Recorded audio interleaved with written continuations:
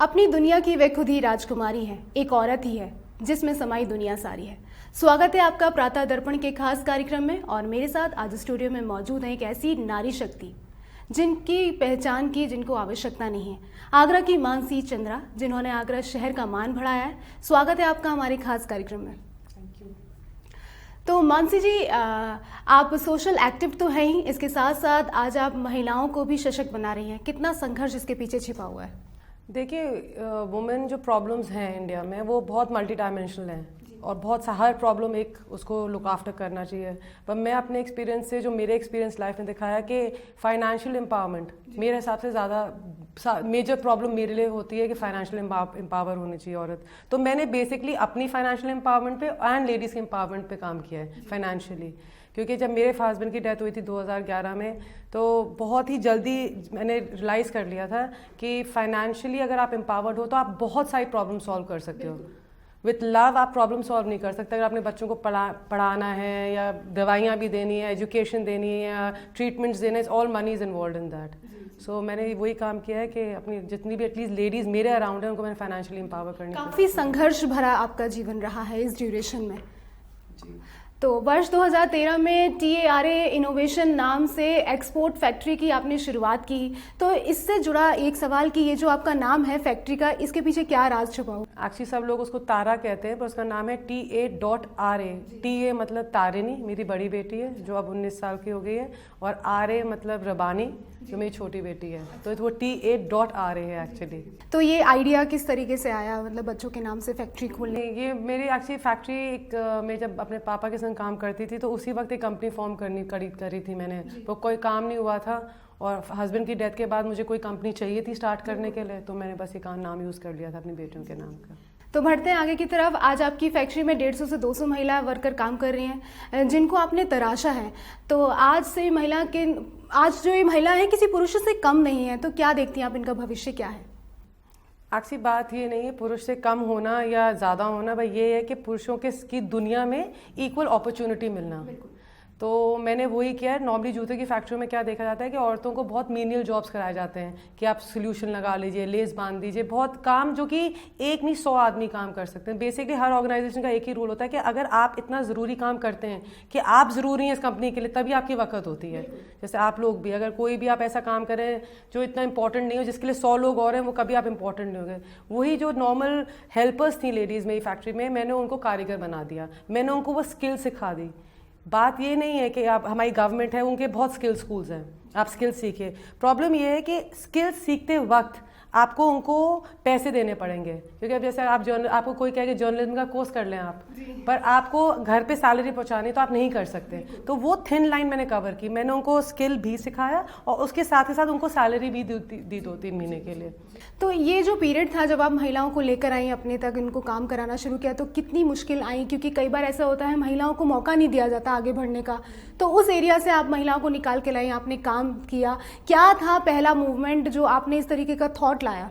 देखिए ऑनेस्टली, जब मेरी फैक्ट्री में, आप जूते की फैक्ट्री का माहौल मेरे को नहीं पता आप जानती हैं नहीं जानती हैं, बट क्या होता है कि जब मैंने फैक्ट्री शुरू करी तो आए दिन ऐसा होता था कि वो किसी की बीवी आ गई है बाहर ठेकेदार की, कि उसका चक्कर उसके संग चल रहा है, वो लेडी का ने उसको छेड़ दिया। तो मुझे क्या लगता था कि मैं हमेशा लेडीज़ को ही ब्लेम करती थी कि तुमने लिपस्टिक क्यों लगा कर आई हो, तुम तैयार होकर क्यों आती हो, आदमी तो तुम्हें देखेंगे। मतलब मेरे को आज बहुत शर्म आती है कहते हुए कि मैं हमेशा औरतों को ही डांटती थी इस चीज़ के लिए। एक दिन एक लड़की ने मेरे को एक ऐसी बात बोल दी, मैं उसका नाम किसी ठेकेदार के संग आया कि वो कल उससे एक दिन पहले कहीं पकड़ी गई थी उसके संग। तो मैं उसको बहुत डांट रही थी और मैंने उसको बोला, तुम लोग इतनी गलत काम करती हो, तुम्हें कोई अब बेसिकली रिस्पेक्ट नहीं है अपने लिए। तो उसने मुझे टर्न अराउंड करके इतनी बड़ी बात बोल दी कि मैडम आप किस बात को क्या कह रही हो कि शरीर को मैं बचाऊं? मेरे 2 बच्चे भूखे हैं घर में 3 दिन से, तो मुझे काम करना पड़ेगा। इस बात पे मैंने उसको बोला, मैं कहा ठीक है कोई बात नहीं, तुमने ये कर लिया तो उस ठेकेदार को बोलो कि तुम्हारे घर पे पैसे पहुंचाए, तुम क्यों आ रही हो फिर? तो उसका जो जवाब था, कहती नहीं मैडम, कि सिर्फ मैं आपकी फैक्ट्री में आकर काम कर सकूं और वो मुझे पैसे दे काम करने के लिए, इस वजह से मुझे उसके लिए संग वो करना पड़ता है वो काम। तो उस दिन मुझे इतना दुख हुआ और मुझे रियलाइज़ हुआ कि हाँ, क्योंकि मैं भी एक माँ हूँ, मुझे भी पता है कि मुझे पैसों की कितनी ज़रूरत थी और मैं बस थोड़ी लकी थी कि मुझे ऐसे काम नहीं करने पड़े। बट हाँ, अगर मेरे बच्चे भूखे होते तो शायद मैं भी नहीं पीछे हटती कोई कुछ भी करने के लिए। उस दिन मैंने उनको फिर बेसिकली एक हेल्पर से एक कारीगर बना दिया। आज वो जो ठेकेदार हैं वो जितने कारीगर वो हैं उतनी बड़ी कारीगर वो हैं, बल्कि अब तो वो इतनी ज़्यादा स्ट्रांग हो गई, उनको थोड़ा सा मेरे को कंट्रोल करना पड़ता है कि भाई हाँ, क्योंकि 2-3 महीने उनके हाथ में छाले भी आए, खड़ा होना नहीं आता था, पीठ में भी दर्द, कंधों में भी दर्द, पर फिर डांटना भी पड़ता है बच्चों को। जैसे बच्चों को उसको उनको भी डांटती नहीं, काम तो करना ही है, खूब खून भी निकले हाथों में, पर अब सब सीख काफी अच्छे से आपने इस माहौल को हाँ बिल्कुल बिल्कुल बिल्कुल। आपके द्वारा कई सराहनीय कार्य किए गए हैं, जिनके लिए फिक्की ने आपको कानपुर में हुए कार्यक्रम के दौरान 2017 से 18 में सम्मानित भी किया था। इस समय ये जो सम्मान आपको मिल रहा था, कैसा महसूस आप कर रहे थे?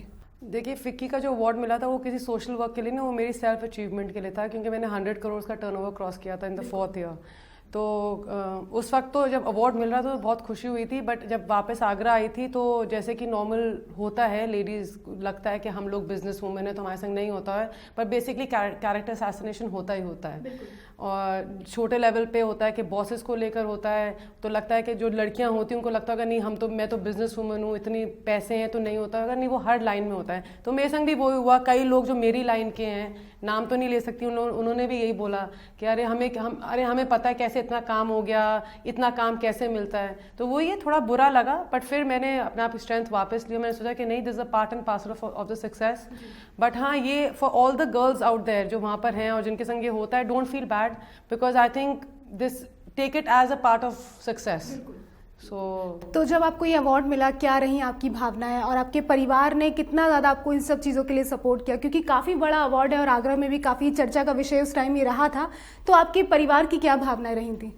परिवार में मैं अपनी बेटियों का नाम लेना चाहूँगी। बेटियां बहुत खुश थीं, बिकॉज मेरी बड़ी बेटी उस समय 13-14 साल की हो गई थी, तो उसको समझ आ रहा था। अपनी मम्मी की स्ट्रगल तो देखती थी, बिकॉज उन्हीं को छोड़कर जाना पड़ता था काम करने के लिए। तो जब अवार्ड मिला तो उनको लगा कि हाँ, जैसे स्कूल में अवार्ड्स बच्चे बहुत से समझते हैं, तो उनको लगा कि हाँ, जैसे हमें अवार्ड मिलता है फॉर गुड वर्क, उनको भी मिला। पैसे तो उनको उस वक्त समझ आते नहीं थे। तो आपका जीवन काफ़ी संघर्षशील रहा है। आपकी पढ़ाई तो ज़्यादा नहीं हुई, लेकिन आपने कभी इन सब चीज़ों को आड़े नहीं आने दिया, और आज आप एक शू फैक्ट्री चलाती हैं। ऐसे में परिवार का सपोर्ट होना कितना ज़रूरी मानती है इन सब चीज़ों के बीच? परिवार का सपोर्ट, जिस परिवार या जो फैमिली आप इमीडिएटली जिनके संग रहते हैं, उनका सपोर्ट बहुत ज़रूरी होता है। फॉर अ वाइफ एक हस्बैंड का सपोर्ट बहुत ज़रूरी होता है, इन लॉज का सपोर्ट बहुत ज़रूरी होता है, बेटी और बेटे हैं तो माँ बाप का सपोर्ट, बहन भाइयों का। मेरा ऑब्वियसली मेरा मेन सपोर्ट तो मेरी बेटियाँ थीं, और वो स्कूल में जाती थी, तो it was a lot of support कि वो एक अच्छी बच्चियां थी, बड़ी वाली स्पेशली, कि खुद पढ़ती थी और खुद सब संभलती थी। मतलब वो नहीं होता था कि मैं अगर काम कर रही हूँ तो कोई बात हो रही कि परेशान कर रही है या कुछ कर रही है। शायद उसके मन में भी ये होएगा कि हाँ, मम्मी को काम करना है, पापा चले गए। तो हाँ, उन दोनों का तो बहुत ज़्यादा सपोर्ट रहा, बहुत ज़्यादा, अनडाउटेड। अगर वो नहीं करती तो शायद मैं नहीं सक्सेसफुल हो पाती। तो परिवार का पूरा साथ रहा है आपको बनाने में, यहाँ तक लेकर आने में। तो बढ़ते हैं आगे की तरफ, आपकी फैक्ट्री के बारे में कुछ बात कर लेते हैं। वहाँ पे जो आपकी 150 से 200 महिलाएं जो अभी काम कर रही हैं, अभी कार्यरत हैं, काफ़ी अच्छी कारीगर वो बन चुकी हैं इस टाइम। तो अब उनका आने वाला भविष्य आप कैसे देख पाती हैं? देखिए, वो अब एक एग्जाम्पल बन गई हैं सोसाइटी के लिए, और वो जितनी औरतें जिन बस्तियों में वो जाती हैं, जो उनकी बेटियां हैं, जो उनके परिवार हैं, उन सब के लिए वो एक एग्जाम्पल है कि हाँ, हम भी काम कर सकते हैं, हम भी कारीगर बन सकते हैं और फिर हम भी कमा सकते हैं। मेरी फैक्ट्री में लड़कियां हैं, अब वो अपने बच्चों को दूध पिला रही हैं, पहले बेटे को पढ़ाती हैं, बेटियों को पढ़ा रही हैं, अपना इलाज खुद करवा रही हैं, अपनी माँ का इलाज करा रही हैं, अपनी एजुकेशन रीस्टार्ट करी है। So they are an example to the city. ये ऐसी स्प्रेड होता है। बात उन 100 या 30 लड़कियों की नहीं है, बात ये है कि we have to set an example. मैं अकेली एक औरत कुछ भी नहीं कर सकती, पर हाँ, ये लाइन स्टार्ट होने से ज़रूर है एक एग्जाम्पल है कि सारे जितने भी शू फैक्ट्री वाले हैं वो अगर ऐसे एक एक लाइन स्टार्ट कर लें तो ऑब्वियसली कितना होएगा, हाँ, स्प्रेड हो सकता है, जा सकता है, समाज की भावना को भी है। क्योंकि कहीं ना कहीं अभी भी औरतों को घर से बाहर नहीं निकलने दिया जाता है। कई ऐसे आज भी कई लोगों की सोच जो बनी हुई है, लेकिन आप जो है इन सब चीज़ों से हटकर काम कर रहे हैं, तो उन महिलाओं का भी सपोर्ट आपको रहा होगा। तो कैसा वो फील करते हैं जब आपके लिए बोलती हैं वो कुछ, और जब प्राउड आपको कितना फील होता है इन सब चीज़ों के लिए?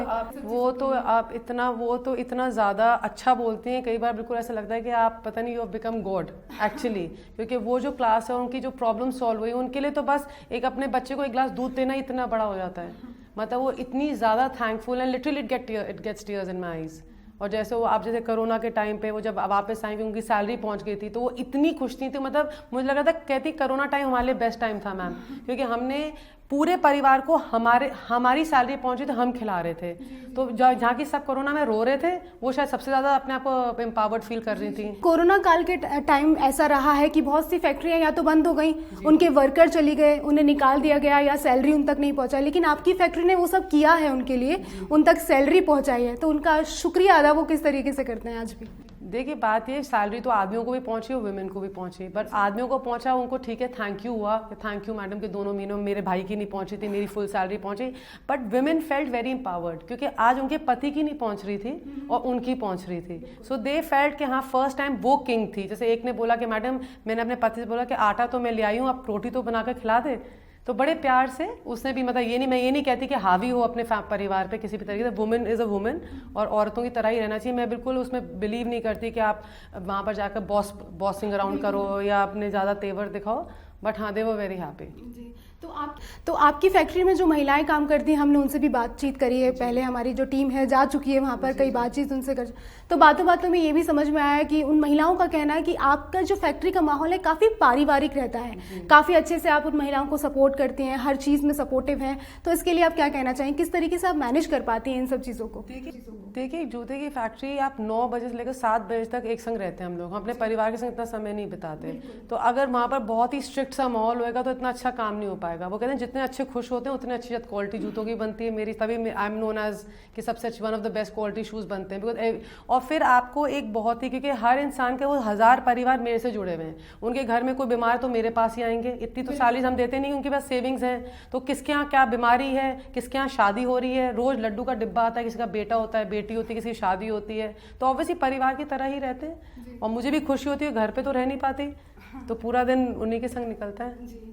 तो मौजूदा समय में आप एक सिंगल मदर का रोल निभा रही हैं, माता पिता की जिम्मेदारी का तो निर्वहन आप कर ही रही हैं, इसके साथ साथ कहीं आपको ऐसा लगता है, कहीं ऐसी परिस्थिति आपके साथ पैदा हो जाती है जहां आपको लगता है कि आपने एक पिता का रोल तो बखूबी निभा लिया एक फैक्ट्री को संभाल कर, लेकिन कहीं ना कहीं कोई ऐसी कसक मन में रह जाती है कि मम्मी का जो रोल है वो शायद अभी उतनी हद तक आप शायद पार नहीं पा रही हैं जितना आप पिता का रोल अच्छी तरह निभा पा रही हैं? देखिए ये तो मेरे बच्चे ज़्यादा बेटर आंसर कर पाएंगे कि उनको कोई अभी शायद कोई दिक्कतें हुए मुझसे, बट ऑनेस्टली मैंने, अब तो बड़े हो गए, बट अगर माँ और बाप के रोल में देखो तो फादर का रोल कई ज़्यादा ईजियर है, बिकॉज आपको you have to earn money and give it, but जो माँ का रोल होता है, कहते हैं ना बैलेंस शीट को चेक करना ज़्यादा आसान है, बट वो बच्चों के प्रोजेक्ट्स को देखना और एग्जाम्स को देखना वो ज़्यादा मुश्किल है। अब तो बच्चे बड़े हो गए तो अब मैं थोड़ी सी फ्री फील करती हूँ, बट हाँ इनिशियली बहुत मुश्किल था। मैंने कोई भी अपने पहले बच्चों की प्रायोरिटी रखी, बिकॉज वो मेरे लिए प्रायोरिटी मेरे बच्चे थे उस वक्त। अगर मैं अपनी माँ का रोल भूल जाती तो प्रॉब्लम सॉल्व ही नहीं होती, तो मैंने वो पहले किया और फिर अपने एज अ फादर का रोल निभाया है। तो कहीं भी आप किसी भी कैटेगरी में पीछे नहीं है। मुझे तो ऐसा, हाँ पर अब 1-2 साल से थोड़ा सा फ्री करती हूँ अपना, अब ज़्यादा पढ़ाई में ध्यान नहीं देती है, बड़े बच्चे हो गए, खुद पढ़े तो बेटर है। हाँ बिल्कुल। तो बढ़ते हैं आगे की तरफ, बात कर लेते हैं, जैसे आपकी शू फैक्ट्री भी आप संभालते हैं, परिवार भी आप संभाल रहे हैं, बच्चों की पढ़ाई को भी आप देख पा रहे हैं, तो तीनों चीज़ों को हैंडल करना कितना मुश्किल हो जाता है कई बार, क्योंकि कई बार वर्कलोड बहुत ज़्यादा हो जाता है, घर पर भी आप टाइम नहीं दे पाती हैं, त्योहारी सीजन आ जाते हैं तो उसमें और भी ज़्यादा दिक्कतें हो जाती हैं, तो ऐसे में कितना ज़्यादा मुश्किल हो जाता है इन सब चीज़ों को एक साथ लेकर चलना? देखिए ऑनेस्टली त्योहार वगैरह तो नहीं मना पाते, बिकॉज अब दिवाली के दिन ही जैसे गिफ्ट बंटने, पूजा होनी है, तो त्योहार माइनस से हो जाते हैं थोड़े से, पर पहले it is family and work, और फिर जितना समय बचता है मैं सोशल वर्क करती हूँ। मैं झूठ नहीं बोलूँगी कि मैं सोशली ज़्यादा एक्टिव हूँ, और नहीं, मैं पहले अपनी प्रायोरिटी सेट ऐसी करती हूँ, फिर जितना समय मिलता है मैं सोशली देती हूँ। मे भी समय आगे समय में हो सके बच्चों से फ्री हो जाऊँ, थोड़ा बिजनेस अपसेट हो गया तो शायद सोशली थोड़ा और समय। तो अगर पर्सनल बात करी जाए तो आपका भविष्य क्या है, क्या चाहेंगी अब आने वाले समय? रिटायरमेंट लेना चाहेंगी, बच्चों को इसमें लाना चाहेंगी, क्या चाहती, मतलब आप अपने आप में क्या चाहती हैं? बच्चों को तो शायद नहीं मैं अभी लाना चाहूँगी, अगर वो खुद आना चाहें तो कॉलेज में बड़ी वाली फर्स्ट ईयर में, और ये मुझे नहीं मालूम, बट मैं अपना सच्ची बोलूँ तो मैं क्योंकि एक NGO के संग जुड़े हूँ पिंक बेल्ट मिशन के नाम से, तो वो काम मुझे बहुत पसंद आ रहा है, जैसे हम अभी कर रहे हैं टैलेंट हंट वगैरह, तो मैं बस वही सोशली थोड़ा और ज़्यादा एक्टिव होना चाहूँगी। बाकी वैसे पार्टीज और किटी पार्टी में तो कभी इन्वॉल्व हो नहीं पाए, तो वो मेरा नहीं है फोर्टे, ना हॉलीडेज में ज़्यादा इंटरेस्ट है, तो हाँ सोशली मैं थोड़ा ज़्यादा और एक्टिव होना चाहूँगी। बच्चों को तो शायद नहीं मैं अभी लाना चाहूँगी, अगर वो खुद आना चाहें तो कॉलेज में बड़ी वाली फर्स्ट ईयर में, और ये मुझे नहीं मालूम, बट बट मैं अपना सच्ची बोलूँ तो मैं क्योंकि एक NGO के संग जुड़ी हूँ, पिंक बेल्ट मिशन के नाम से, तो वो काम मुझे बहुत पसंद आ रहा है। अब जैसे हम अभी कर रहे हैं टैलेंट हंट वगैरह, तो मैं बस वही सोशली थोड़ा और ज़्यादा एक्टिव होना चाहूँगी। बाकी वैसे पार्टीज और किटी पार्टीज में तो कभी इन्वॉल्व हो नहीं पाई, तो वो मेरा नहीं है फोर्टे, ना हॉलीडेज में ज़्यादा इंटरेस्ट है। तो हाँ, सोशली मैं थोड़ा ज़्यादा और एक्टिव होना चाहूँगी। मैं तो हम आशा करते हैं कि आपकी सारी जो इच्छा है वो ज़रूर पूरी हो जाए। तो ये थी आज हमारे साथ हमारे स्टूडियो में हमारी आज की खास मेहमान मानसी चंद्रा, जिन्होंने अपनी ज़िंदगी से कराया हमको रूबरू। कार्यक्रम का करती हूँ यहाँ पर समापन कुछ पंक्तियों के साथ। मुश्किलों में भाग जाना आसान होता है, हर पहलू ज़िंदगी का इम्तिहान होता है। डरने वालों को मिलता नहीं कुछ, ज़िंदगी में लड़ने वालों के कदमों में जहान होता है। मुझे दीजिए इजाज़त, नमस्कार।